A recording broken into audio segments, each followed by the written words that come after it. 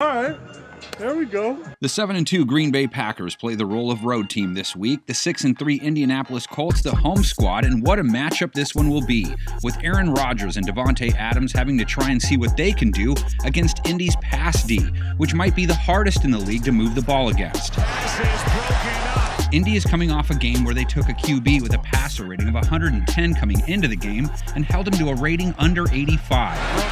Ryan Tannehill's yards per attempt was well over 7.5, but against the Colts, a measly 5.4, Tannehill finishing with just 147 passing yards. This one's broken up. Rodgers this past week, for the most part, what you'd expect him to do against Jacksonville, rating over 100, couple of scores, over 300 passing yards. For a first down. Adams was again his top target, and once again he found the paint. Touchdown, Davante Adams. But teams can't sleep on MVS anymore. Marquez Valdez-Scantling is starting to look like that other guy Rodgers may be able to trust. Catch is made. That's a Packer touchdown. But all that was against the Jaguars, whose passing D ranks at the bottom of the league, aka on the opposite end of the spectrum compared to the Colts. It's picked off by the Colts. How about that? Indy is at or near the top of every key passing metric: completion percentage against, yards per attempt allowed, passing yards per game allowed, rating allowed, and interceptions.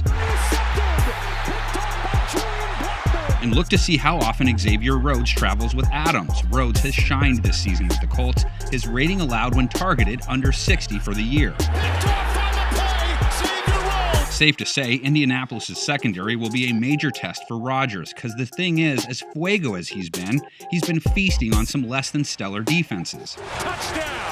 Rodgers' opponents so far: Vikings twice, Lions, Saints, Falcons, Texans, Jaguars, all of them ranked between 24th and 32nd in passer rating allowed. As Rodgers throws, it's Adams, and will take it in. Now, he did beat up on the 49ers, who are ranked 11th in rating allowed. There he is, Valdez-Scantling for the touchdown. But some will argue that by the time Rodgers faced them, injuries had taken too much of a toll on their D.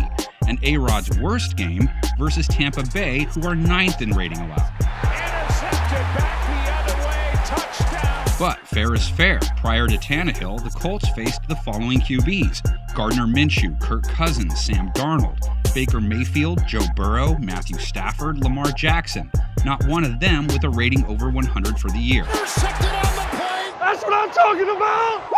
So how about when the Colts have the ball? Phillip Rivers silenced some critics with a nice game against the Titans. Pass caught, Hines, touchdown. Rivers has been a little up and down in his first 9 games, though. His season numbers and the Colts' passing offense built around a high completion percentage and a lot of yards after the catch. Rivers throws, passes, caught. Indy's run game, which hasn't seen a lot of running to it, may now rest in the hands of Nyheim Hines, who had his first game with 10 or more touches and made the most of them. Hines in for the touchdown. Maybe he gets turned to a little more often this week, as the Packers have allowed over 4.5 a run for the year, giving up over 100 yards to James Robinson last week on 4.7 a carry. James Robinson with a first down. So who has the edge? The team with the elite offense but a middle of the pack D, or the elite defense with the middle of the pack O? Lots of ins and outs to consider in this one, a lot of what have yous. Break them all down with your predictions, all of which go in the comments section. You can compare them to the predictions our panel made, which I hear knocking on the door right now.